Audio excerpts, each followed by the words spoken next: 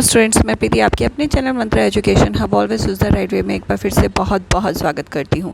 आज की क्लास में बात करने वाले हैं हम लर्निंग स्टेजेस की, जिसमें हम लर्निंग स्टेजेस में कौन कौन से आपकी स्टेजेस आती हैं और उनको इन्हांस करने के लिए हम किस तरीके की स्ट्रेटजीज़ को यूज़ करते हैं उसके बारे में हम बात करेंगे।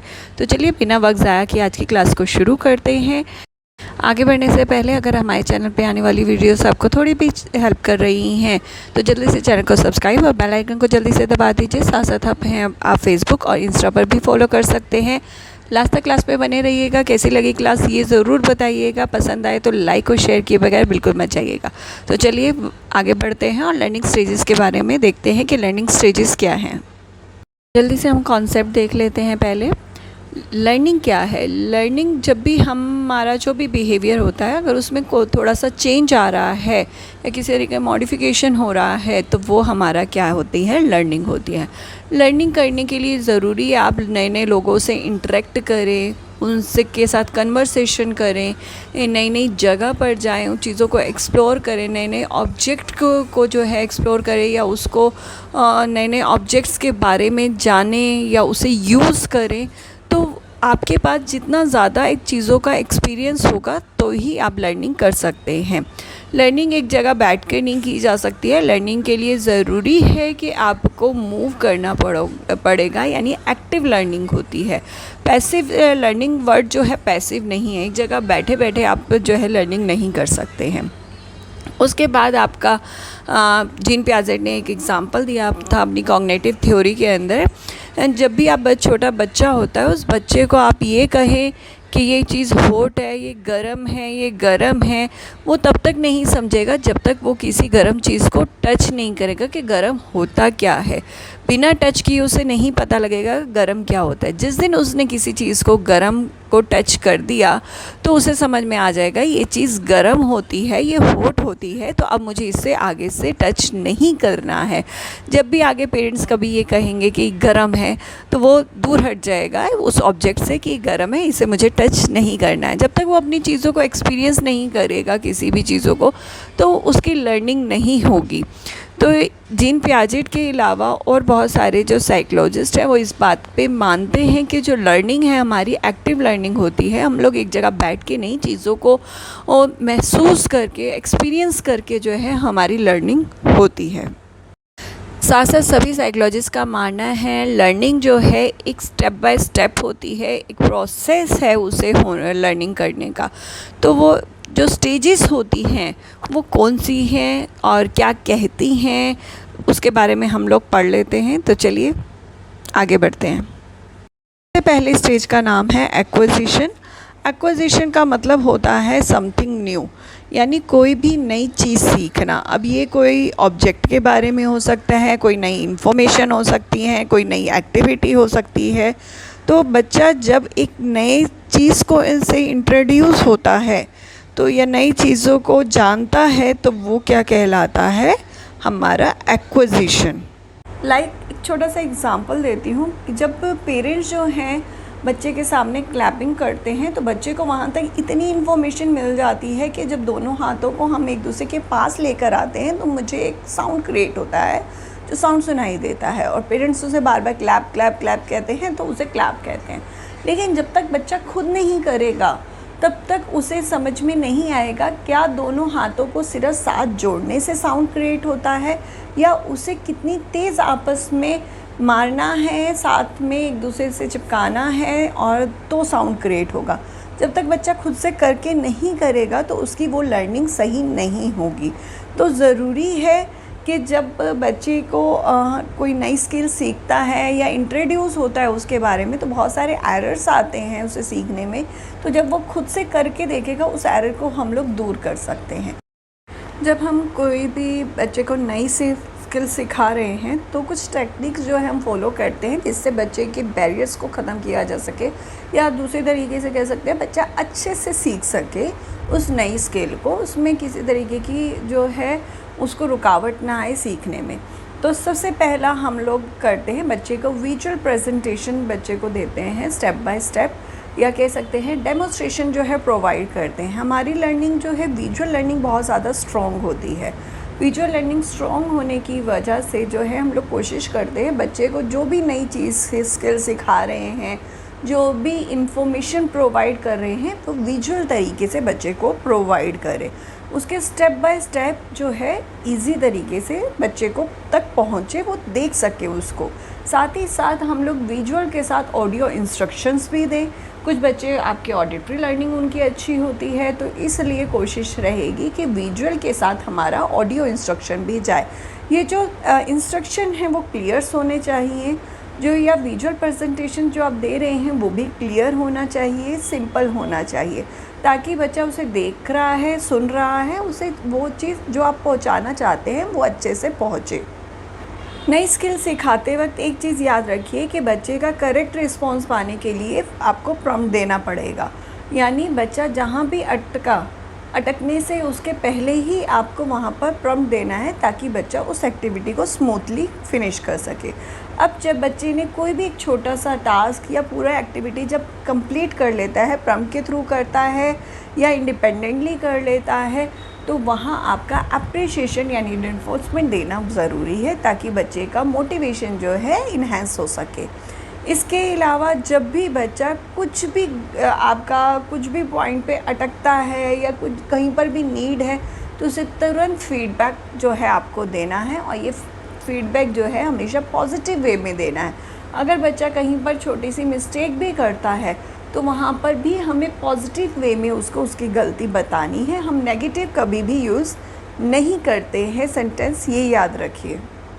सेकेंड स्टेज आती है फ्लुएंसी स्टेज। फ्लुएंसी स्टेज के अंदर जो बच्चे ने एक्विजिशन स्टेज के अंदर एक नई स्किल सीखी थी, अब इस स्टेज में आते आते अपनी गलतियों को सुधार ले, यानी गलतियां जो है ठीक कर ले, या कह सकते हैं एक्यूरेट करना शुरू कर दे उस स्किल को, और साथ ही साथ उस स्किल की स्पीड जो है वो इन्हेंस हो सके। क्योंकि जब बच्चा नया स्किल सीखता है तो वो धीरे धीरे स्लो उस चीज़ को करता है, लेकिन अब जो है इस स्टेज में आते आते जो है उसको उसकी स्पीड पर हम लोग काम करना शुरू कर देते हैं, उसको एक्यूरेसी पे काम करना शुरू कर देते हैं। यहाँ इस स्टेज का पूरा मोटिव इन दो चीज़ों पे टिका रहता है, उसको शेप करना, उसकी जो भी गलतियाँ हैं उसे ठीक करना, एक्यूरेट करना, स्किल को एक्यूरेट तरीके से सीख जाए, और साथ ही साथ उसकी जो स्पीड है वो भी इन्हेंस हो जाए। नेक्स्ट हमारा जो है स्ट्रेटजीज़ है कि हम बच्चे की टास्क की एक्यूरेसी और उसकी स्पीड को, यानी वो किस तरीके से उस एक्टिविटी को स्पीडली करे, उसके लिए हम किस तरीके की स्ट्रेटजीज़ यूज़ कर सकते हैं। सबसे पहले बच्चे को अपॉर्चुनिटी देना, यानी ज़्यादा से ज़्यादा प्रैक्टिस करवाना, उसे अपॉर्चुनिटी देना कि उस एक्टिविटी को वो बार बार करे। जितनी बार करेगा वो उतनी बार उसकी स्पीड जो है वो इन्हेंस होगी। अगर मैंने बच्चे को नाम लिखना सिखाया है तो उसे डिफरेंट जगहों पे अपॉर्चुनिटी देना, लाइक एग्जांपल वर्कशीट पे उसका नाम लिखने के लिए कहना, बुक पे उसे अपॉर्चुनिटी देना, अपनी नोटबुक पे अपना नाम लिखने, ब्लैक बोर्ड पे अपॉर्चुनिटी देना, ताकि वो अपना नाम बार बार लिखे, जिसमें उसकी स्पीड भी बनेगी और एक्यूरेसी भी, उसमें वर्क में एक्यूरेसी भी आएगी। इसके अलावा जब मैं उसे प्रॉम्प्ट दे रही थी, जितने भी तरीके के प्रॉम्प्ट अगर दे रही थी, अब उसे धीरे धीरे जो है रिमूव करना, ताकि वो इंडिपेंडेंटली उस एक्टिविटी को सीख सके। इसके अलावा बच्चे को रिइंफोर्समेंट टेक्निक अपनाना, रिवॉर्ड्स प्रोवाइड करना। जब भी कोई उसने काम किया है, अच्छा किया है, तो वहाँ पर जो है अगर टास्क सही तरीके से कर रहा है तो उसे टाइम टू टाइम जो है क्या करना है, रिइंफोर्समेंट यानी रिवॉर्ड प्रोवाइड करना है। यहाँ पर आपका सोशल रिवॉर्ड भी हो सकता है। बच्चे को जब भी फीडबैक की ज़रूरत है फीडबैक देना, लेकिन वो पॉजिटिव वे में आपका होना चाहिए। बच्चे को मॉनिटर करना, बच्चा जब भी अगर हम लोग अपने से इंडिपेंडेंटली कर रहा है, हम धीरे धीरे जो है रिमूव कर रहे हैं, तो कहीं ना कहीं उसे जो है मॉनिटरिंग की बहुत ज़्यादा ज़रूरत होगी, उसे गाइडेंस की कि कहाँ पर जो है किस तरीके से एक्टिविटी को करना है। तो यानी करेक्ट रिस्पॉन्स लेने के लिए ज़रूरी है आपका उसे मॉनिटर करना, उसको एक्यूरेसी में लाने के लिए ज़रूरी है उसे गाइडेंस की। मेंटेनेंस हमारी थर्ड स्टेज है लर्निंग की, जिसमें हम लोग कोशिश करते हैं बच्चे की जो परफॉर्मेंस है या बच्चे ने जो भी कोई नया टास्क सीखा है वो फ्लुएंसी के साथ, एक्यूरेसी के साथ, विदाउट असिस्टेंस यानी बिना किसी हेल्प के वो लंबे टाइम तक जो है वो बनी रहे। अब हमारी यहाँ पर जो है ये कोशिश रहती है कि बच्चा जो है बिल्कुल इंडिपेंडेंट हो जाए और उसकी एक्यूरेसी और फ्लुएंसी जो है वो बनी रहे, और बनने के बाद जो है वो उस चीज़ को, एक्टिविटी को, जो भी नया टास्क है, लंबे टाइम तक उसे वो याद रखे, बनाए रखे। अब ये नहीं है कि स्टार्टिंग में तो उसने अच्छे से कर लिया काम, लेकिन बाद में जाकर जो है वो धीरे धीरे उसकी एक्यूरेसी और गलतियाँ मिस्टेक कर रहा है या उसकी स्पीड धीरे हो रही है, तो उसमें हमें ये चीज़ को ध्यान रखना है। अब उसे इतना परफेक्शन उसे दे देना है कि ये एक्टिविटी उसे लंबे टाइम तक बनाए रखे उस चीज़ को। अब यहाँ पर जो है स्ट्रेटजीज़ आती है मेंटेनेंस के लिए। एक प्रैक्टिस जो है बहुत ज़्यादा ज़रूरी है। जब आपके बच्चे की एक्यूरेसी हो गई, इंडिपेंडेंटली वो हो चुका है, चीज़ों को सीख चुका है, तो अब यहाँ पर उसके लिए मस्ट है प्रैक्टिस। अब ये प्रैक्टिस जो है टाइम टू टाइम एक टीचर को जो है या एक पेरेंट्स को है करवानी पड़ेगी, तभी बच्चे की ये एक्यूरेसी मेंटेन रहेगी। अब यहाँ पर जो है टीचर आपका वीकली टेस्ट ले सकते हैं, जिसमें बच्चे को रिवीजन जो है हो जाती है, या फिर कह सकते हैं कि पूरा एक रिवीजन क्लासेस जो है रख सकते हैं। तो इस तरीके से बच्चे की प्रैक्टिस हो जाती है। इसके अलावा जब भी हम कोई नया टॉपिक शुरू कर रहे हैं, तो उससे पहले जो है उससे रिलेटेड जो भी उसकी स्किल्स हैं वो हम लोग रिवाइज़ कर सकते हैं, या बच्चे से इंटरेक्ट करके हम लोग पूछ सकते हैं। लाइक एग्ज़ाम्पल के तौर पे यहाँ जैसे दे रखा है, बच्चे ने 1 to 10 जो है लर्न किया था, काउंटिंग जो है लर्न करी थी, लेकिन उससे जब हम सिंगल डिजिट एडिशन करवा रहे हैं, एक नया टास्क करवा रहे हैं, तो उससे पहले 1 to 10 उसको रिवाइज़ करवा लेना। तो इस तरीके से जो है हम लोग एग्ज़ाम्पल ले सकते हैं। एक अनदर एग्ज़ाम्पल यहाँ दे रखा है, अगर आप कोई फ्रूट सिखा रहे हैं, तो 3 फ्रूट अगर आप पीछे याद करवाएं, उसके बाद नए फ्रूट जो है ऐड करें नए, तो क्या है, बच्चे ने पहले उन 3 को रिवाइज़ कर लिया, अब उसमें आगे नई स्किल जो है वो नया आगे 2 सीखेगा। तो ये कुछ एग्ज़ाम्पल्स है। जनरली हम लोग जब नॉन टू अननोन पे भी जाते हैं, हमने प्रिंसिपल्स पढ़े थे टीचिंग के, तो यही कहता है पहले हम लोग प्रीवियस और देन फिर हम लोग नई लर्निंग की ओर बढ़ते हैं, जिससे बच्चे का मोटिवेशन भी इन्हांस होता है, साथ में रिवीजन हो जाती है। तो बहुत अच्छी टेक्निक है बच्चे को ये सिखाने के लिए, मेंटेनेंस के लिए। नेक्स्ट है आपका जनरलाइजेशन। जनरलाइजेशन जो है लर्निंग की 4th स्टेज है, और यहाँ पर जो है बच्चे को जो भी नई स्किल्स सिखाई थी आपने एज अ टीचर क्लासरूम में सिखाई है, अब वह जो है नोटबुक, ब्लैक बोर्ड या वर्कशीट पे सिखाई है, लेकिन बच्चा जो है उसे अदर इन्वायरमेंट में, अदर ऑब्जेक्ट पे, अदर सिचुएशंस में, डिफरेंट पीपल्स के साथ उसे अगर यूज़ कर लेता है, तो उसे कहते हैं जनरलाइजेशन। लाइक एग्ज़ाम्पल के तौर पर मैंने बच्चे को अल्फ़ाबेट्स सिखाए थे। अब अल्फ़ाबेट जो है वो अगर कहीं बाहर जा रहा है, या ये कह सकते हैं पेरेंट्स के साथ घर पे है, वहाँ न्यूज़पेपर में उसे आइडेंटिफाई कर लेना, लेटर्स को आइडेंटिफाई करना, या घर के सामानों पे जो भी घर में सामान पड़े हैं, बिस्किट्स हैं या अदर कुछ खाने का पड़ा है, तो उसमें चीज़ों लेटर्स को आइडेंटिफाई करना, ये सारा क्या कहलाता है, जनरलाइजेशन कहलाता है। जनरलाइजेशन 2 तरीके का होता है हमारा, एक रिस्पॉन्स जनरलाइजेशन, एक स्टिमुलस जनरलाइजेशन। फर्स्ट है स्टिमुलस जनरलाइजेशन। स्टिमुलस जनरलाइजेशन के अंदर बच्चे ने जो स्किल सीखी है उसका रिस्पॉन्स जो है डिफरेंट स्टिमुलस पे आता है। लाइक एग्ज़ाम्पल के तौर पर जब बच्चे को मैंने क्लासरूम में बैठ के अगर बच्चे को डॉग की पिक्चर दिखा के उसे आइडेंटिफाई करवाया है डॉग, वो बोलता है डॉग, तो घर जाके मैगज़ीन में, न्यूज़पेपर में देखकर या मार्केट पे जा रहा है, तो वहाँ अगर उसने रियल डॉग देखा है और वो रिस्पॉन्स देता है, बोलता है डॉग, तो वो क्या होगा, स्टिमुलस जनरलाइजेशन, क्योंकि डिफरेंट स्टिमुलस उसे मिल रहा है। मैगज़ीन में पिक्चर उसने देखी है, रियल में देखा है, देन उसके बाद उसने रिकॉग्नाइज़ कर लिया उस चीज़ को डॉग, तो वो क्या कहलाता है, स्टिमुलेशन जनरलाइजेशन। आता है हमारा रिस्पॉन्स जनरलाइजेशन। रिस्पॉन्स जनरलाइजेशन क्या है, जब बच्चे को एक क्लासरूम में बैठ के टीचर ने रिस्पॉन्स जो सिखाया है वो अदर ऑब्जेक्ट्स पे सेम रिस्पॉन्स दे रहा है, other object, other stimulus, other environment में वो रिस्पॉन्स दे रहा है, तो वो क्या कहलाएगा? Response generalisation. जनरल से एक चीज़ याद रखिए, स्टिमुलस जनरलाइजेशन में वहाँ पर टीचर ने स्टिमुलस ही सिखाया था, देन वो अदर चीज़ों को देखकर स्टिमुलस जनरलाइजेशन दे रहा था स्टिमुलस। यहाँ पर टीचर ने रिस्पॉन्स सिखाया है, देन उसका जवाब भी रिस्पॉन्स में ही आएगा। अब यहाँ पर टीचर ने क्या किया है? रिस्पॉन्स करना सिखाया है, फिंगर्स को काउंट करना सिखाया है। अब वो गया घर पे, उसके पास बहुत सारे टॉयज़ थे, उस बच्चे ने टॉयज़ को काउंट करना शुरू किया। फिर घर में फ्रूट्स दिखे, फ्रूट्स को काउंट करना शुरू कर दिया। तो यहाँ पर क्या आया है? उसका रिस्पॉन्स आ रहा है।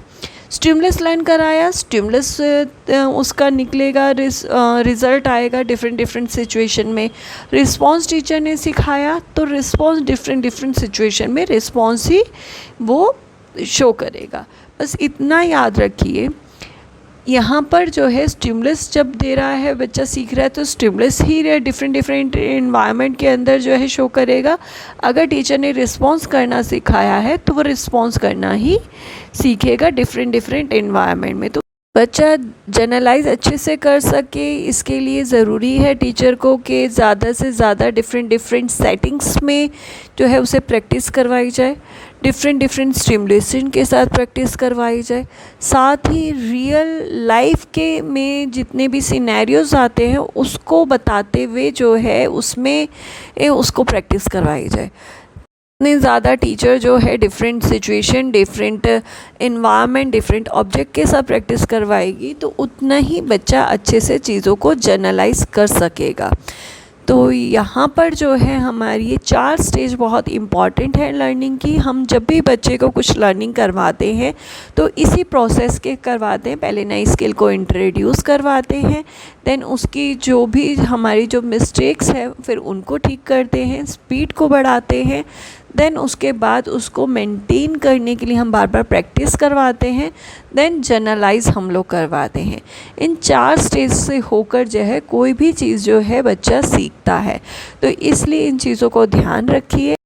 अगर आप प्रैक्टिकली बच्चों के साथ काम कर रहे हैं तो भी आपके लिए टॉपिक बहुत इंपॉर्टेंट है। एज अ थ्योरी अगर आप स्टूडेंट अभी पढ़ रहे हैं तो सीटेट DSSB में भी 1 या 2 नंबर के क्वेश्चन इसमें से अटक जाते हैं। कभी स्टेजेस के बारे में पूछ लिया जाता है एग्जाम्पल देकर, कभी जो है इसके सीक्वेंस के बारे में जो है रिलेटेड क्वेश्चंस आ जाते हैं। इम्पॉर्टेंट है क्वेश्चन, थ्योरी भी और प्रैक्टिकल भी। तो यहाँ पर जो है उम्मीद करती हूँ आपको आज का टॉपिक क्लियर हुआ होगा, पसंद आया होगा। अगर समझ में आया है तो लाइक और शेयर करना बिल्कुल मत भूलिएगा। साथ ही साथ अगर चैनल पे आने वाली वीडियोस आपकी थोड़ी भी हेल्प कर रही हैं तो जल्दी से चैनल को सब्सक्राइब और बेल आइकन को दबाना बिल्कुल मत भूलिएगा। आप हमें फेसबुक और इंस्टा पर भी फॉलो कर सकते हैं, लिंक मैंने डिस्क्रिप्शन में दे दिया है। तो आज के लिए बस इतना ही। एक बार फिर से हाजिर होंगे एक नए टॉपिक के साथ, एक नई अपडेट के साथ। नमस्ते, शुक्रिया।